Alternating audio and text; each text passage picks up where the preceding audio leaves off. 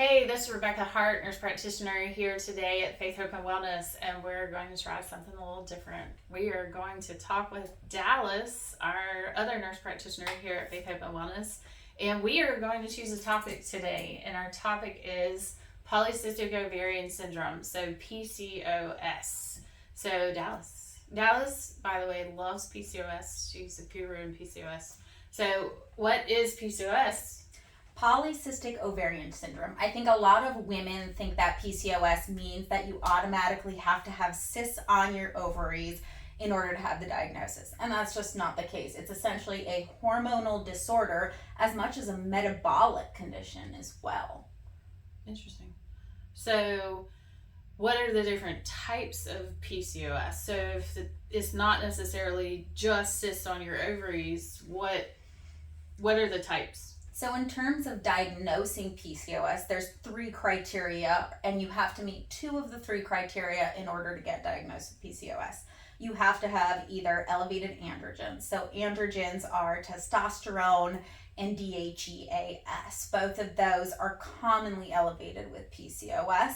You have to have cysts on your ovaries, and you have to have either an irregular period or no period. So there has to be some sort of menstrual irregularity. Meeting 2 of those 3 criteria can get you a PCOS diagnosis. And how we practice, we take it a step further and figure out the types of PCOS. Mm-hmm.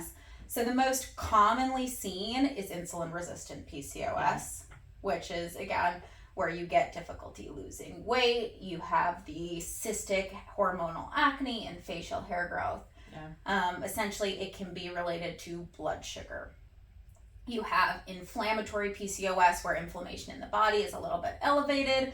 You have adrenal PCOS, and that has to do with your adrenals, cortisol, stress, and that can also elevate androgens as well. And then more commonly, you have post-birth control PCOS. So a lot of women come off birth control and they have that rebound where their androgens are elevated and they develop PCOS. Mm-hmm. And I'm honestly, I think here, I've seen all 4 of those types because I've had and they're getting younger.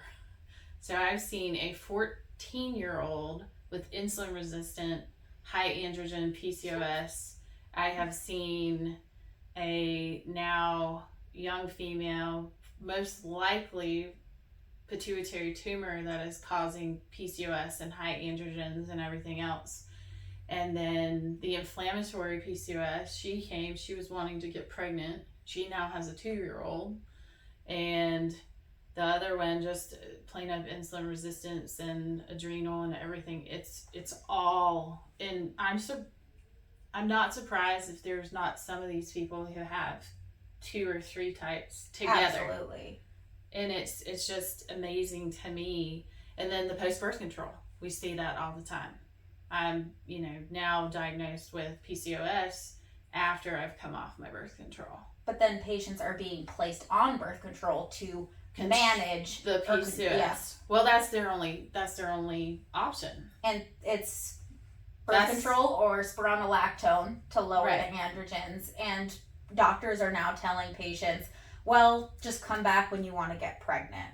And that's just not the case. Well, and at that point, then it prolongs the pregnancy even longer when they come off of the birth control. Whereas we can get ahead of it here by treating the PCOS, getting the levels of androgens down, correcting the inflammation. So it's just, I think people now want to be more proactive, which is what we're doing. Because an ounce of prevention is worth a pound of cure. Correct. So because if you do the prevention now, you're going to be easier to get pregnant in the future. You're going to have, it's still hard for some people, but for most of the population, pregnancy is a whole lot easier. And there is other treatments. I think that's a big thing that people it's not need just to know. Birth control. No, so I think takeaways, if that sounds like you and you think you meet those diagnostic criteria, right? The irregular periods, the elevated androgens. Elevated androgens cause hormonal acne, facial hair growth, thinning hair, things like that. And then if you've ever been told you have cysts on your ovaries. So I think all of those are like, if that is you, get tested and you can start treatment based on the results. Yeah. So PCOS, long story, very short summarization. It's polycystic ovarian syndrome. There's several different types. We love to do prevention of PCOS here for women to help them further be well in their future habits. And so if you know anybody with PCOS or looking for help or anything like that, give us a call. So this is one of our first mini talks, but I hope y'all have a good day and a good week, and we'll see y'all soon. Bye. Bye.